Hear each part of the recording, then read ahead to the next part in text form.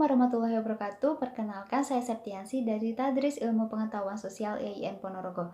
Di sini saya akan membahas mengenai buku Pemberontakan Petani Banten 1888,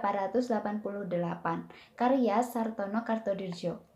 Dalam buku ini menceritakan tentang pemberontakan Banten pada tahun 1888 dengan latar belakang masyarakat Banten abad 19 dan dalam hal kebangkitan kembali kehidupan keagamaan yang ada di dalam kerangka gerakan keagamaan pada umumnya di Jawa abad 19. Tujuan pemberontakan ini bukan semata-mata karena dampak perkembangan politik, tetapi karena suatu ledakan fanatisme menentang pajak yang tidak disenangi. Pemberontakan ini bukan semata-mata hanya petani saja yang terlibat, akan tetapi pemberontakan ini justru dipimpin oleh golongan-golongan penduduk desa yang lebih berada dan lebih terkemuka, seperti pemuka agama, kaum ningrat, atau orang yang terhormat di desa. Dalam historiografi kolonial di Indonesia memberikan kesan para petani Indonesia tidak memainkan peran apa-apa dalam sejarah, bersikap masa bodoh, selalu penurut dan pasrah terhadap nasib. Di sini juga dituliskan kritikan terhadap historiografi kolonial Belanda sentris yang menganggap rakyat dan kaum tani hanya berperan pasif dalam sejarah Indonesia. Pemberontakan ini terjadi karena masuknya perekonomian barat yang mengganti sistem tatanan tradisional masyarakat ke sistem yang lebih modern. Dengan adanya sistem yang lebih modern ini semakin membuat rakyat, terutama kaum petani, semakin menderita karena mengharuskan petani membayar pajak tanah yang berlebih, diterapkannya tanam paksa, masalah kepemilikan tanah, dan lain sebagainya. Selanjutnya saya akan membahas pada bab 5, yaitu tentang kebangunan agama. Adanya kebangkitan kembali agama yang meluas ke seluruh Pulau Jawa dan bagian-bagian besar Indonesia selama pertengahan kedua abad 19 yang korelasinya dengan meningkatnya jumlah orang yang naik haji, beredarnya pesan terakhir Nabi, meningkatnya kegiatan orang yang berdakwah, dan bermunculan tarekat-tarekat Islam dan sekolah-sekolah agama, dan hal ini bisa menggulingkan kekuasaan kolonial. Di dalam Islam tidak ada perbedaan antara komunitas agama dan komunitas politik. Setiap gerakan protes keagamaan dengan mudah dan berubah menjadi gerakan politik. Dengan hal tersebut, kaum haji dianggap sebagai satu bahaya yang potensial bagi penguasa kolonial sejauh mereka dapat memimpin gerakan.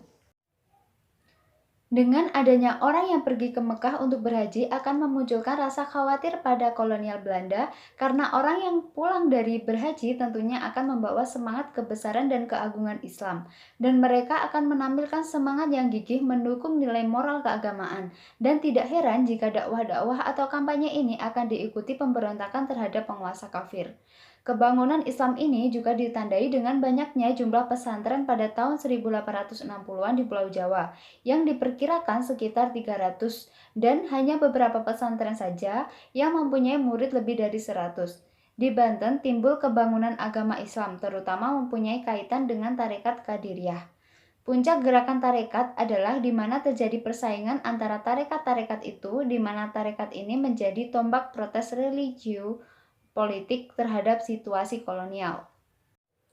Gerakan kebangunan Islam juga berkaitan dengan kesadaran yang kuat di kalangan rakyat bahwa negeri mereka harus dianggap sebagai Dar al-Islam yang sementara waktu diperintah oleh penguasa asing. Pada saat itu, umat Islam memandang Pamong Praja sebagai orang-orang yang bertindak korup dan menindas rakyat, sehingga penetrasi administrasi kolonial ke desa harus ditentang. Dan di sini, Kiai membakar semangat pengikutnya untuk melancarkan perang sabil terhadap penguasa kafir. Pada pertengahan tahun 1880-an, pemerintah menerima laporan bahwa ada khatib-khatib yang berkhotbah menggunakan buku-buku yang bernama Majmu' al-Khatab. Buku ini memuat sejumlah naskah khotbah dan doa yang ditulis oleh Abdul Rahman bin Ismail bin Nabatah al-Miri. Buku itu diekspor dari Bombay dan banyak yang membelinya di sekitar Jawa Tengah dan Jawa Timur.